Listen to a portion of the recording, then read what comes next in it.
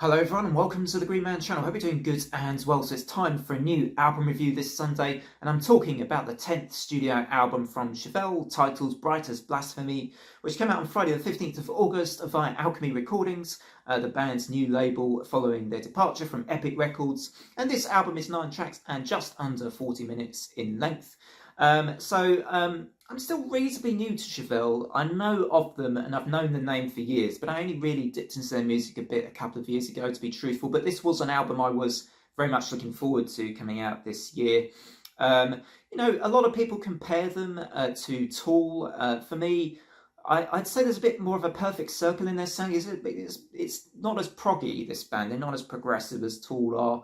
Not as longer passages of music. They're a bit sort of more sharp and concise in what they're trying to do. Particularly on this album, it's one thing that I think is a real strength is that all the tracks feel, the way they're produced is as smooth as silk, I would describe it. They all kind of feel really well fit together.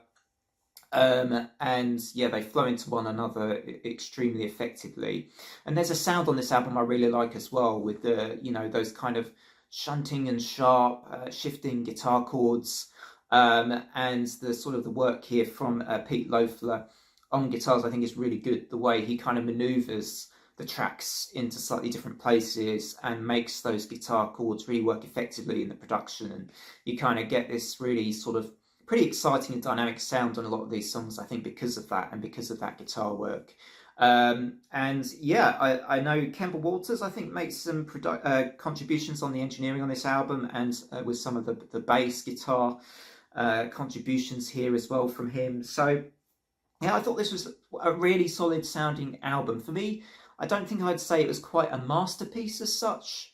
Perhaps not too far off, but I just felt, for me, it didn't move me so much in the emotional sense. And for me to give 9s and 10s, I tend to require the album just to kind of hit some more of those real high points.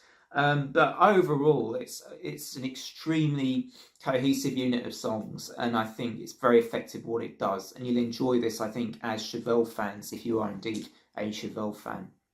Let's talk about some of the tracks here. Pale Horse, one of my favourite album openers, perhaps of the whole year so far. Love the little tweaks and development in each part of this song, and the voice and guitar backing kind of meld well together in the distorted sense, and I really like that from Pete Loeffler in this track. I really like the two Coward parts as well, the two Cowards songs. Part 1 is Rabbit Hole, and I like the sort of theme of this track being on that sort of post-internet paranoia and conspiracy theory theme that's quite commonly used at the moment. But it's a strong song, very dark, I think, very powerful, commanding guitar riff in this one towards the end. And once again, good vocals from Pete on display here. I like Jim Jones a lot as well.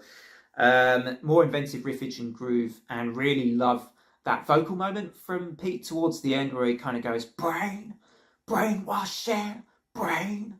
I thought that was fantastic. One of my favourite sort of Pete vocal moments in the whole album. Also, Karma Goddess was an interesting song on this, with some interesting riff varieties going on. I feel like this band also know how to use wah-wah and whammy pedals really well.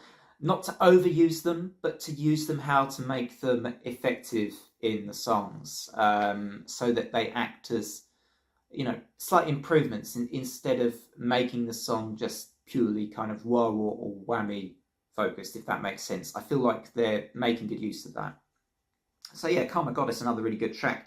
Another one I quite like was AI Phobias, I think, towards the end as well. One of my favourite songs in the sort of very late part of the record.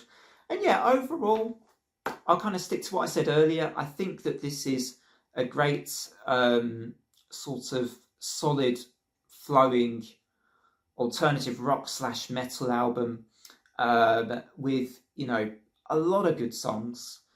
I don't think it quite strays into masterpiece territory for me, as I said. So I'm going to give this one an 8 out of 10. I feel like it's either a very, very strong 7 or a light 8, as Mr. Fantano would probably say. So for me, I'm giving this one an 8 out of 10.